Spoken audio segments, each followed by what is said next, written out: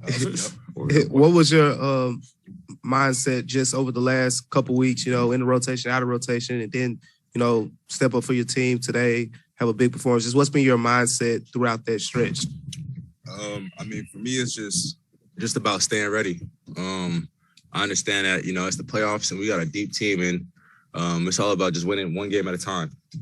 So being a pro, I just got to get my reps in, stay ready, and just, whenever my number is called, just go out there and hoop. Mm-hmm. Questions? Michael? This is for both of you. When you play the Warriors, they like to move the basketball a lot, and you kind of got 11 steals today. I know, Melt, you jumped the passing lane on one of them and got a steal. How do you anticipate, some of the things that they do when they're trying to move the ball, and just what are the keys defensively, trying to limit their opportunities? Like you said, they move the ball a lot. So we just got to constantly stay locked in. And we understand that they're trying to get guys like Steph, Poole, and Clay the ball. So, when you're on those guys, just be ready to guard. And just talk to your teammates. They're not perfect. They're going to turn the ball over. It's just on the turnovers, we got to capitalize on them. The team effort when it comes to the perimeter, Brandon, you especially, in the first round, it seemed to be very effective when you switched on to the Timberwolves perimeter players. It seems like that's going to be a big part of this series as well. Y'all's two's roles in that perspective, the team's overall ability to defend the perimeter. How important is that going forward? Yeah, it's huge. We got bigs that can guard guards. We got guards that can guard bigs. So, me and X and Jaren being able to guard players like Curry and Clay are, going to be huge in this series.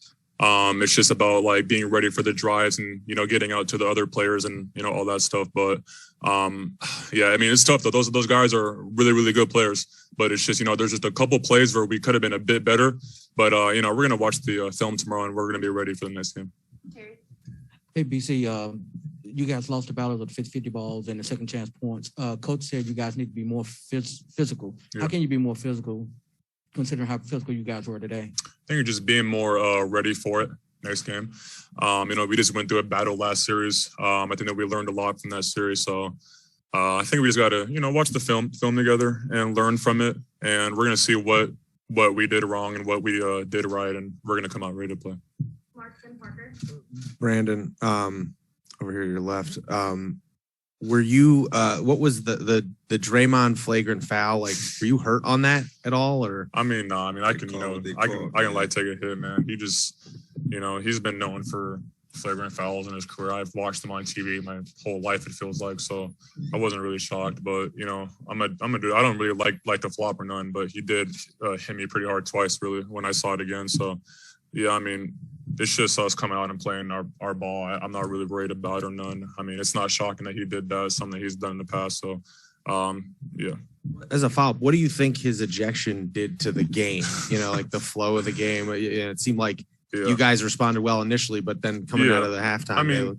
He's known to be a pretty big part of their team, pretty big part of their offense and their defense. So, but they seem to still come out and play well, without him. So, he's a real good player. He's a real good player on defense. There's no need to do all that extra stuff, but yeah.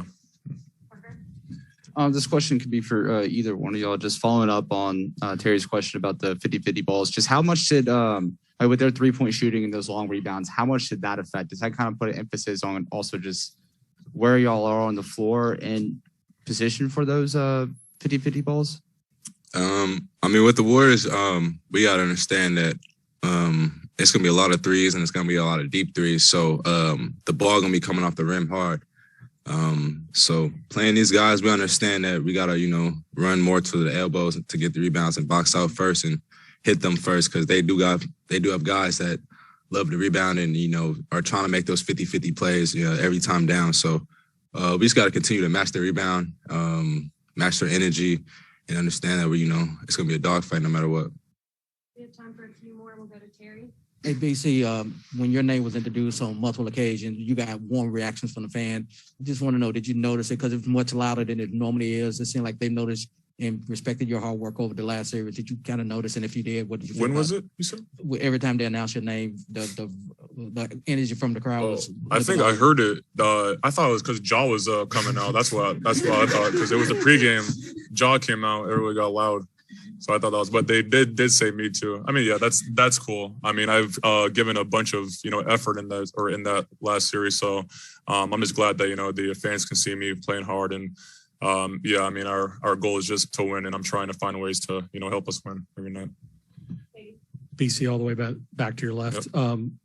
When Ja gets that running start at the end of the game, it seems eerily similar to Game 5 against the T-Wolves. Yeah. You expected it to go in, right? And how surprising were you when it didn't? Yeah, I did. I mean, that's a tough shot, though. He's going so fast to his left, and he would have had to be perfect and done some perfect stuff. So, we didn't lose the game there. Obviously, we lost by all the other stuff that we messed up. That I messed up. We all messed up.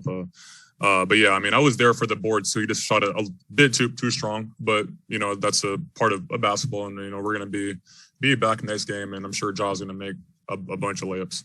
We have time for 2 more. We'll go Megan and Mark. You guys, stat that we normally see you guys dominate in is points in the paint. They're able to outscore you guys. Was there anything defensively that the Warriors were doing to not allow you guys kind of get inside? Or was it just a matter of you guys were open more from the 3-point line? I mean, given this team, focal point for them is 3-pointers. So I think we were trying to take away the 3-point line from them and force them downhill. So, I mean, we lost by 1, and I mean, we played a good game for them, and we battled with them.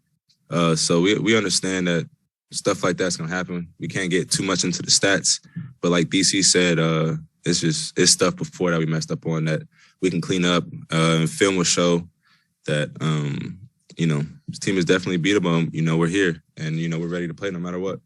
Last question, Mark.